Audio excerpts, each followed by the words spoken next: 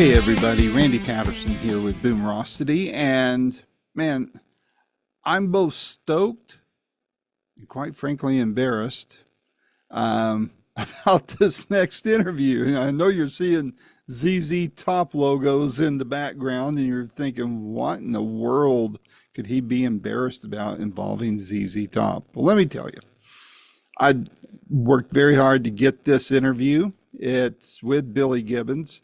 I've been wanting to talk to him on Zoom for a very long time. I've interviewed him a couple times before, and quite frankly, those were done by email. So this was my first time to be able to talk virtually face-to-face with one of my all-time favorite rockers. And so I was very, very, very stoked. And so the time arrived, and he was early, and we started a little early, and we just immediately started having technical glitches. Now, in fast forward to when I was editing this interview, I was watching and listening closely. We couldn't really tell which end the problem was on. Sometimes it sounded like it might have been on his end. Other times it might have sounded like it was a Zoom problem because I conduct my interviews by Zoom.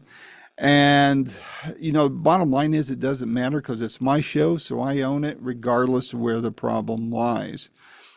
And honestly, I almost didn't put this interview out there, but as you'll see on here, it was just really cool. Billy Gibbons is one of the nicest guys you will ever get to talk to in rock and roll. And I mean that from the bottom of my heart. And when you watch and listen to this interview, you'll see why I say that, both by the stories I told and shared with him of why I feel that way about him, but also just how he was towards me and how incredibly patient he was during all these glitches. And let me say, Billy Gibbons bent over backwards, and I that's not an exaggeration, that's not hype, it's the honest to goodness, unadulterated truth.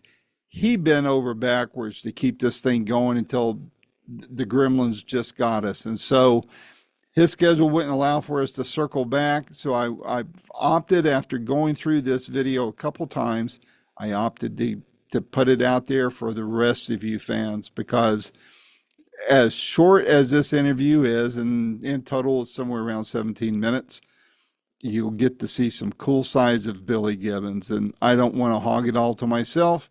Just wanted to share it as is. Now, for you guys that will be listening to this on a podcast, let me just tell you, I tried my best to edit out some spaces where he's hesitating, or maybe there was a slight cycle in the video. And I know dead air is deadly on a podcast, but for those that are watching the interview, he's very pensive and kind of looking off, gathering his thoughts. And so I wanted to, when appropriate, I wanted to leave that in there. So if you're listening to this on the audio side of things, just kind of keep that in mind. The podcast didn't end, or at least I hope it didn't end on your end, but it was me leaving it in there for people to be able to get the full effect of how he was communicating and responding to the questions. So it's not the best put together interview, but I think it's one of the best as far as seeing the quality of the person as he's responding to questions. So I'm putting it out there, and I think you fans will feel the same way as I did by the time it was all done. While you're listening to this, if you don't mind, would you hit like and subscribe? Neither one should be costing you anything, but it sure helps Boomerocity out a lot. And please share this with your friends too, because I think they'll enjoy the interview as well. So without any further ado, here is the third, although abbreviated, interview with Billy F. Gibbons of ZZ Top. Until next time, this is Randy Patterson with Boomerocity. Take care. There he is. Hey, can you, how's the audio? Perfect. You got it just perfect. So are you clicking in from Texas? Okay. We're in Las Vegas, Nevada. Ah, okay. Because I was going to ask you how, I mean, you're usually around, I mean, you live around Austin, right? Yeah. Typically. Sometimes. Yeah. Sometimes. You plant your feet there once in a while, huh? Park the boots under the bed there sometimes, yeah. But yeah, I mean, I'm familiar with Texas. I used to live in McKinney or in the Dallas area, so and so I spent a lot of time in Texas, 20 years. So anybody affected by the flood? Was Jimmy Vaughn affected? Because I know he's kind of out that way, isn't he? Yeah, he was in Dripping Springs, which was a safety zone, but that is not too far from Kerrville, and that immediate area was was pretty hard hit. Yeah, for sure. Man, that is horrible, horrible. Well, before we get started on the interview, I want to run three things or brag on you on a couple of things. First of all, the first time I ever saw you, believe it or not, was at Stevie Ray Vaughan's funeral. And I just walked up. My daughter was 5 years old. That's 1990, and you and the band were there, and Jimmy, of course. And when I walked up, it was Jackson Browne, Bonnie Raitt, and Stevie Wonder singing "Amazing Grace." And I just thought that was so cool that you and the guys were there to support the family and honor Stevie's memory. I never forgot it, and I just thought that was very classy of you guys. And so I wanted to call that out. And the second thing I wanted to mention was just how great, how you still honor the memory of Dusty while effortlessly grafting Elwood into his new crowd-facing role.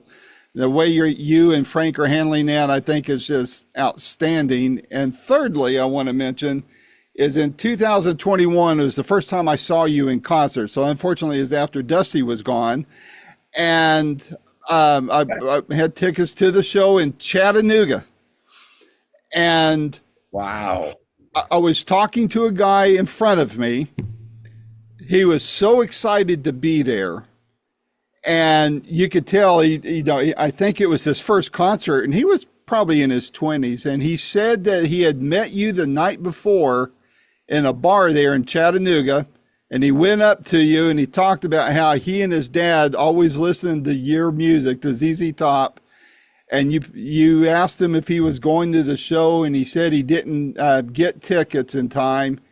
And you picked up the phone, made a call, and told him he and a friend were going to be able to go. And those two guys were so excited. And I just thought, man, you're classy. I mean, the music's one thing, Billy, but how you treat people, that speaks volumes to me, and I know it does to your fan base. So I just wanted to call those things out and tell you that that's what I think of when I think of you and the band. So.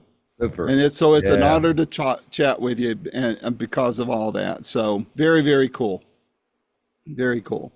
But man. I got to ask you, how's the boot business going for you? That's Alvy's out of just around the corner here. He's doing really well. The crazy thing is, a lot of folks they take a fascination with cowboy culture and wearing cowboy boots. Sometimes they say, "Gee whiz, these things aren't very comfortable." On the other hand, Alvy's, I don't know how he's managed to do it. That they're like slippers. They look great. They look phenomenal. So are they? There's your line of them selling pretty good. Oh yeah, he's quite happy with them. He did two versions. I like the second version, the ones that say "Have mercy" on the back. Literally your signature model, right? So very cool. Very cool. One final question before we get to the tour. Have you added any great cars to your collections lately? We're working on a 1951 Jeep station wagon. It was something that was spotted back in Boise, Idaho, while visiting our guitar builder, Mr. John Bolin. Hmm. and we were on a 2-lane road with a bar ditch on either side, and the Jeep was approaching us, and we saw it coming from a distance, and there was a girl bouncing along, and I said, "Gee whiz, there's no place to turn around and chase her down. I'd like to buy that thing." Well, about 6 months went by, and I got a phone call from Mr. Boland. He said, "Well, you're not going to believe it." He said, "I saw it in a parking lot. I've left my business card on her windscreen." She called him a couple of days later and said, "Well, I had a lot of fun with this thing, and time to move on. You want it?" Wow. So we got it, and we're just doing a little fix up. It's now with a gentleman that I've done work out of and transforming 70s pickup trucks, Ford and Chevrolet pickup trucks, into these crazy, just remarkable works of art, I should say. Very fun. Sometime when you have time off, you won't be able to this year because I checked your itinerary and it's you're going to be up in northeast part of the country, but I'm here in the Smoky Mountains, and so we have twice a year we have Rod Run, and you see every conceivable kind of car here. I mean, it's all classics and all that kind of thing. You might have fun wandering around seeing if there's a little gem or two that you might want to add. I don't know. It might not be rare enough for you, or I mean, there's a lot of showroom perfect stuff that shows up, but it's pretty fascinating. It kind of clogs up Pigeon Forge here when it happens, but it's fun to see. But I take my dad to him to look at the 57 Chevys. That's what he loves. So, but I'll have to try it out sometime. So you're gearing up, or you're about to start another tour here. Oh, go ahead. I'm sorry. Go ahead. You're back. There you are. There you are. Let me, before we go any further, let me get a phone number. I want to, if we lose contact, I'm going to call you directly, just to have it. Yeah. And I appreciate you being willing to take that extra effort. I know it's frustrating. Anyway, let's. Now I've got signal. I've got you. Okay, good deal. Well, hopefully you heard all my other questions, and well, you'll see it when it posted, I guess, if you didn't. So, well, listen, how you got this tour coming up, and you're going to be coming to my neck of the woods. You're going to be hitting Knoxville, Tennessee in October. And I'm plan on trying to see you then. What can crowds expect from this tour? Well, more of the same loudness and raucous revelry, as you pointed out earlier. After Dusty passed away, his parting words were, "Give my guitar to Elwood." And Elwood has it was so funny during that couple of year lockdown. I got a phone call and said, "Looks like the curtain is rising."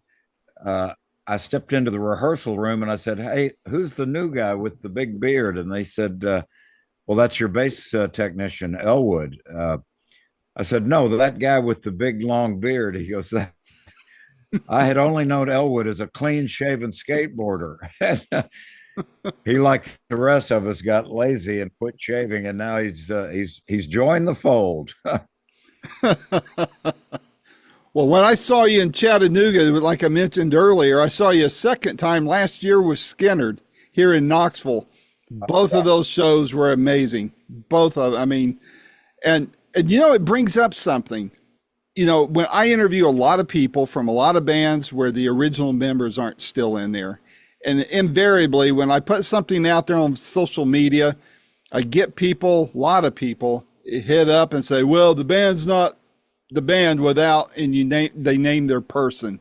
Heck, there's still people complaining about the Stones since Brian Jones died, right? So, but I don't hear that about you guys, and I don't hear that about Skinnerd, and I find that amazing. That for some reason, I mean, it may be being said out there, I'm not hearing it. And I just think that speaks to how you guys have managed the transition. I think it speaks volumes. Yeah, well, the Skinner guys are great players, and as far as ZZ Top goes, I think that they're still studying the drummer, trying to figure out who a guy by the name of Frank Beard that's clean shaven. How did he get it? They wonder if that's what you guys look like without a beard, I would imagine, right? So We're not quite sure. I'm afraid to shave these days. I don't know what's under here. yeah, your wife might be a little concerned too, right? So how has touring changed for you over the years? I mean, has it changed much? I mean, I'm sure the buses are a little more comfortable, or I don't know if you do jets at all, but aside from that, has it improved any? Has it become better and easier for you? Well, we've managed to streamline the whole process. The affair is quite congenial. We're down to the last element that needs revision. And somebody said, well, what might that be? I said, how do you shorten a mile? Yeah. We've still got to go A to B. Yeah, yeah. And going metric doesn't help it any, So we just came from we did 6 weeks in Australia, and followed with New Zealand, and then straight up to Canada. And of course, they go by kilometers, and it seems a little shorter. I don't know why. Yeah, but the clock still works the same. But oh yeah. So being a little lighthearted here, I mean, do you guys have to give Frank a hard time? Because I'm sure his luggage with the drums and everything else takes up a heck of a lot more space than, your guitar and amp and Elwood's guitar and amp. I mean, he gets all the good space on the bus, I would imagine, huh? Well, the funny thing is his drum set has grown to a size where I can't even see the guy. I can't get close enough to ask him how it is. I can't even see him. Well, does he even hit all the drums on there? I mean, there's like a gazillion. I'm just wondering if he ever uses all of them in one show. Oh yeah, yeah. They all get a fair pounding. As long as that backbeat stays with robust stridency, I think we'll be okay. Yeah. Well, I can tell you from the crowd, both the two shows I told you about, the one especially where the kid got the tickets you gave him, fans sitting and say, I'm not a musician. All right. So I just have the privilege of talking to you guys, but from a fan's perspective, I tell you, fans, and it may be especially since the pandemic, we have grown to appreciate shows more, I think. And there's a lot less criticism and a lot more appreciation. And hey, let's just savor this. Let's enjoy. We don't know if we're gonna get shut down again or something. Are you sensing that from where you're at? Most definitely. Whether it be a ZZ Top show, I've got a little side project, the BFG band. Yeah, yeah. I've employed the great keyboard work with Mike Flanagan. I borrowed Mike from Jimmy Vaughn's outfit. Mm-hmm. I've got sometimes Chris Layton on drums. He came from Stevie Ray's outfit. Mm-hmm. And there's a new face in the prop. Monzo Monahan's another great percussionist. But we all feel that, as you point out, there's some kind of intrinsic. It's more focused. I think that there's a genuine sense of appreciation when fans come out and get to see a live performance. It's really, it's solid. Yep. Well, the first show I got to see once the shutdown stopped, like I said, I'm in East Tennessee, but the first show I saw was in Nashville at the Bridgestone there, and it was Eric Clapton. Jimmy opened for him. And, you know, Nashville tends to be a little more left leaning than the rest of the state. You know, it's kind of more like Austin is to the rest of Texas, you know, and I went there expecting, I went there expecting everybody, you know, I had my ID and all this stuff and the mask ready to wear, but I wasn't going to put it on until they told me to wear it. They didn't have us wear it. The whole arena was, I mean, there were people wearing it, of course, but everybody was just so dang glad to get back into a show and watch their fans. And everybody was just, I mean, and of all places, Clapton, because he was, you know, he stirred up some controversy during all that over the vaccine and stuff. But man, Jimmy come out, blew the crowd away, warmed them up great for Eric.